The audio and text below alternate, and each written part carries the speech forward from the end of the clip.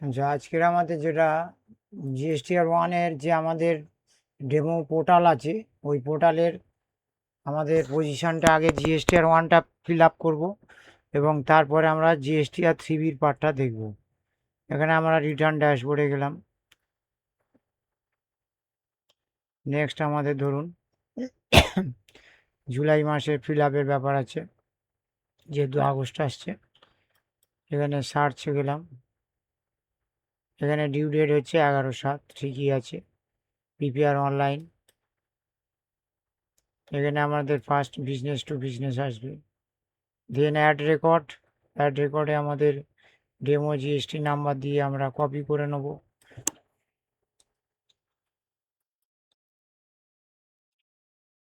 এখানে নাম চলে এসছে, আমাদের বিল নাম্বার আমি একটা দিয়ে দিলাম, ধরুন S/01। আচ্ছা, ইনভয়েসের ডেট তাহলে জুলাই হচ্ছে, মানে আমাদের জুনের কোনো একটা ডেট হবে। এখানে আমাদের জুন মাসের কোনো একটা ডেট বা ব্যাকের কোনো ডেট হবে। জুনের 21 তারিখই হলো বা আদার্স কিছু হলো, জুনের 4 তারিখই ধরলাম হলো। এইবার আমাদের যেটা আছে, আমি ধরে নিচ্ছি ইনভয়েস ভ্যালু 5% আছে, 5% ধরে নিচ্ছি আমাদের 50,000 টাকা। তাহলে এটা B2B, বিজনেস টু বিজনেসে 50,000 টাকা 5%। তাহলে এখানে আমরা বসাই 50,000। তাহলে 1250, তাহলে 2,500 ট্যাক্স আর GST করলে তাহলে 52,500। এটা হলো, এখানে আমরা সেভ করেছিলাম। এবার আমি আর একটা নাম্বার দিয়ে আর একটা দেখাই, যেটা আমাদের দুটো দিয়ে করা যেতে পারত।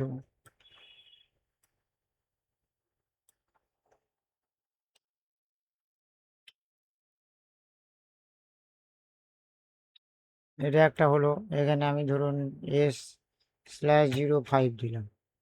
বিল নাম্বার, এখানে আমাদের ইনভয়েস ডেট আছে। ইনভয়েস ডেট যেহেতু এটা জুলাই হচ্ছে, তাই জুন মাসের একটা ডেট দিয়ে দিলাম, 12 তারিখ দিয়ে দিলাম। এবার আমরা ধরুন 18% দিয়ে দিচ্ছি। 18% ধরুন এটা আমার 1,00,000 টাকা। তাহলে এখানে আমাদের একটা 5% হলো B2Bতে, আর একটা হলো 1,00,000 টাকা। এটা আমার 18%। তাহলে আমার অ্যামাউন্টটা কত দাঁড়ালো? 9। তাহলে টোটাল ইনভয়েস ভ্যালু হচ্ছে 1,18,000। তাহলে তাই বসাই।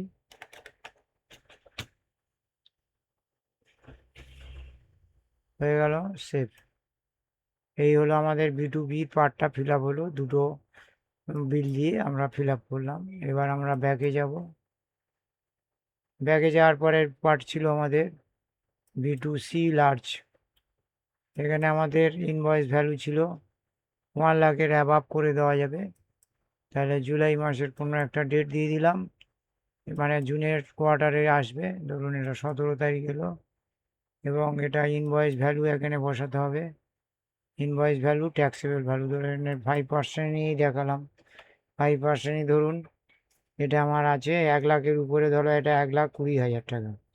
এটা আমরা বসালাম B2C লার্জ, এবং এটা IGST পারপাসে থাকে।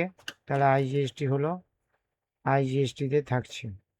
তাহলে আমরা এখানে বসাবো কত? 1,20,000।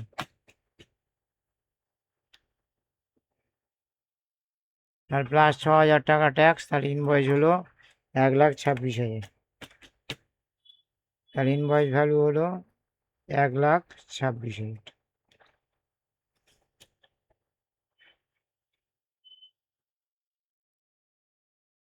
এটা আমরা কি করলাম? সেভ করলাম।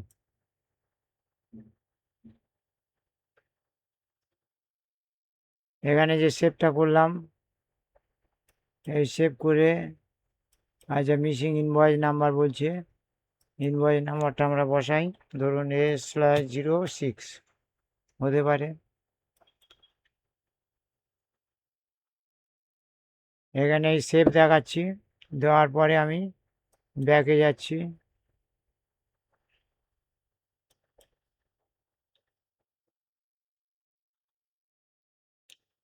এখানে দেখুন B2C লার্জে কিছুই নেই, ব্ল্যাঙ্ক।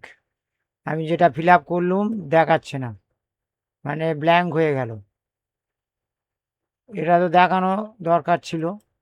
এখানে আমাদের B2C লার্জে যে অ্যামাউন্ট আমি বসিয়েছি বিলে, তাহলে আমাদের ফিল আপটা হলো না। তাহলে আমি এই ইনভয়েস ডেটটা দিয়ে দিলাম, ধরুন এটা আমার জুলাইয়ের কাজ, মানে জুন মাসের কোনো একটা ডেট দিয়ে দিলাম, ধরুন 17 দিতে চাইছি।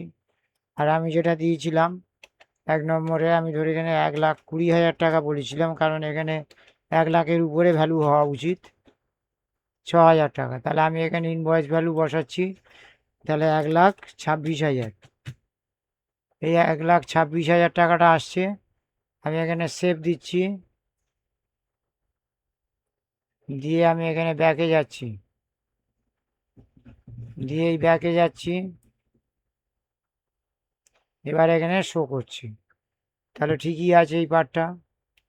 এবার B2C আদার্স, এখানে আমি ধরুন দিয়ে দিচ্ছি আমি 40,000। এটা B2C আদার্স, আদার্সে আমরা পুটিং দ্য ভ্যালু 40,000, এটা আমাদের উইদিন স্টেটের মধ্যে রাখছি। এখানে রেগুলার আসছে রেট, ধরুন এটা হলো আমার কত আসছে, 5%ই থাক। এখানে আমার ট্যাক্সেবল ভ্যালুটা বসাবো, ধরুন এখানে 40,000।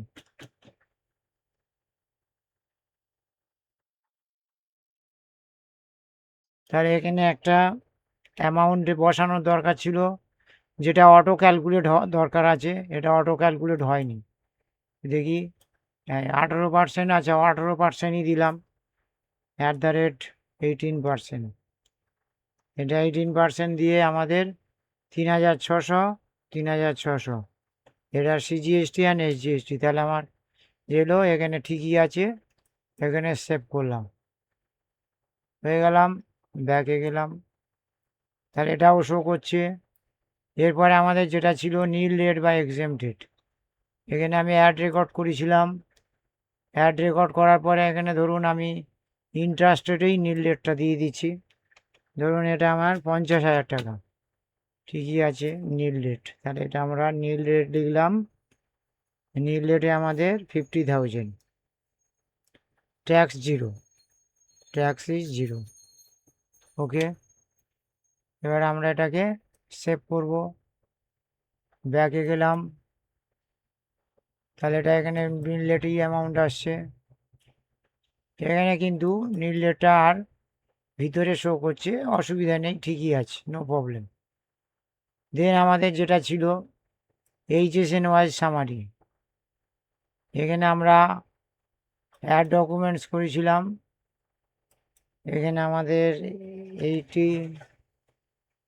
80 দিয়ে বা 84 দিয়ে সার্চ করলে এরকম চলে আসছিল, আমরা একটা দিয়ে দিলাম। তারা ডেসক্রিপশানে কিছু দেওয়ার দরকার নেই, নাম্বার ছিল। টোটাল কোয়ান্টিটি ধরুন 50 পিস হয়েছিল। আর এখানে আমাদের টোটাল ট্যাক্সেবল ভ্যালু, তাহলে ধরুন আমার কত হলো, তাহলে আমার এখানে ধরুন ফার্স্ট B2B, আর এখানে 1,50,000, আর এটা ধরুন 1,50,000, আর এটা 1,20,000, তাহলে 2,70,000 ধরুন সেম HSN-এ আছে, আর বাকি দুটো আলাদা HSN-এ দিয়ে দিচ্ছি। তাহলে এখানে অ্যামাউন্টটা আমি দিয়ে দিচ্ছি 2,70,000। ধরুন রেট অফ GST আমাদের এখানে একটা রেটে আছে, একটা IGSTও আছে, এমনি একটা দিয়ে দিলাম অ্যামাউন্টে। এখানে IGST পার্টে ছিল আমাদের 6,000 টাকা, আর CGST SGST করে আমাদের যেটা আমাদের এসছে, এবারে এটা আমাদের ছিল, যে অ্যামাউন্টটা ছিল 1,250 আর 9,000, 1,250 আর 9,000 ছিল, 9,000, তার মানে 10,250 ছিল। এটা আমার 10,200 ধরুন 50 ছিল, এটা দিয়ে অ্যাড করলাম।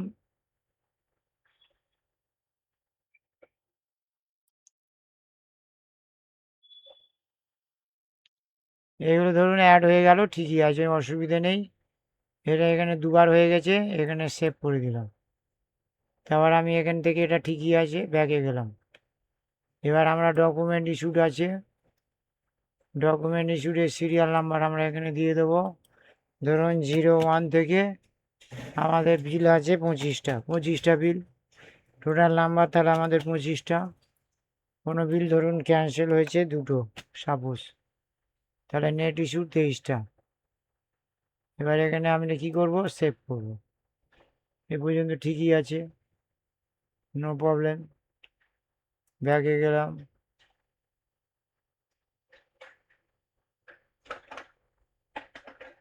হয়ে গেল generate GSTR1 summary, then click submit, proceed, ওকে,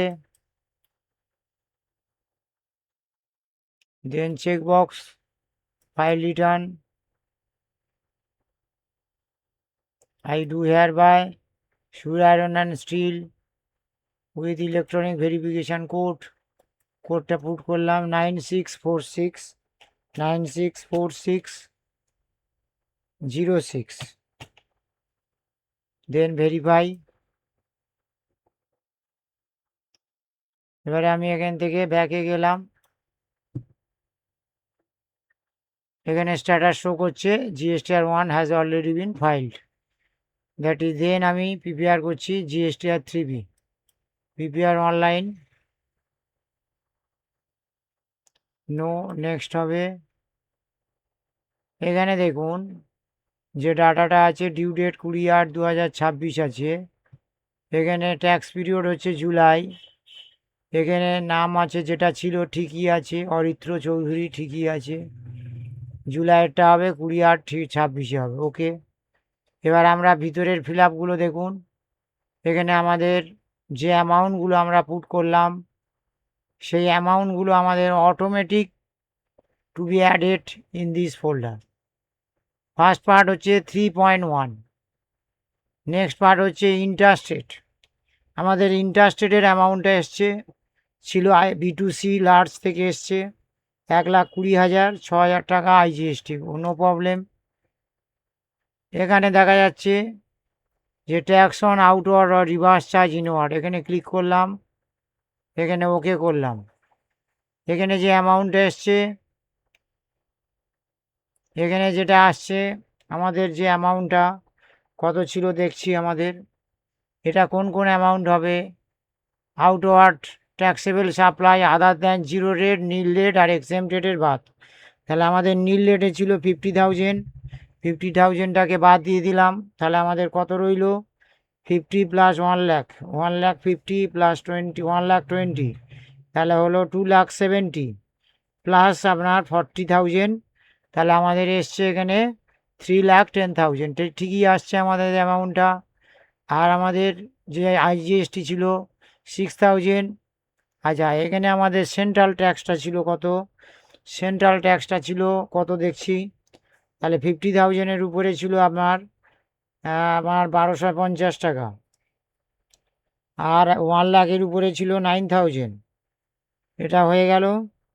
আর একটা ছিল 40,000-এর উপরে, ধরুন 3,600 ছিল, তাহলে আমাদের টোটাল ম্যাচ করছে 600, 8,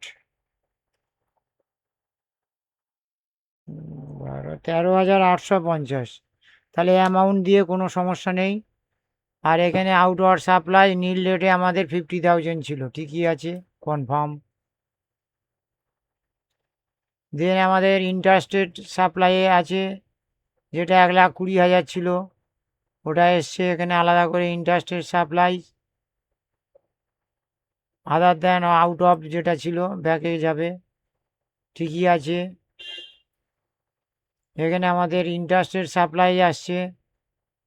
আচ্ছা, এখানে আমাদের যেটা আছে এলিজিবল আইটিসি, এলিজিবল আইটিসিতে আমাদের আছে দেখুন,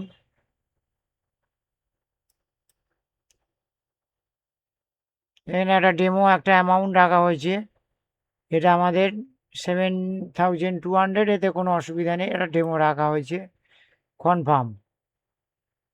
এরপর দেখুন নীল রেট এক্সেমটেডে রাখা হয়েছে, নীল রেট এক্সেমটেডের যে value from a supplier from composition scheme আর নন GST সাপ্লাই, এখানে ইন্টার আর ইন্ট্রা, এখানে আমাদের একটা অ্যামাউন্ট, এখানে ব্যাক করে আমি দেখাই,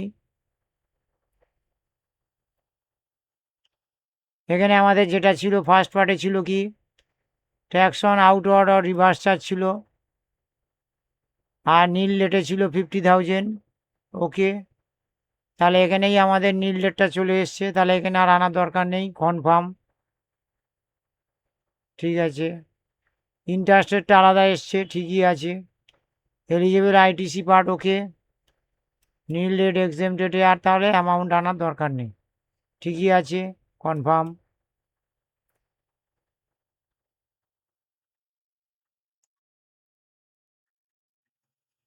দেন আমাদের পেমেন্ট অফ ট্যাক্স, এখানে আমাদের যে ট্যাক্সের অ্যামাউন্টটা আছে, ট্যাক্স লায়াবিলিটি নেই, ক্রেডিট হিসেবে দেখিয়ে দিয়েছেন। আর এখানে integrated tax 6,000, central tax and state tax all okay 13,000। আর আমাদের ওখানে একটা অ্যামাউন্ট ধরে নেওয়া হয়েছে, then confirm. Okay, proceed to file, offset liability okay, EBC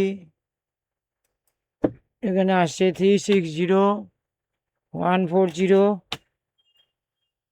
verify okay.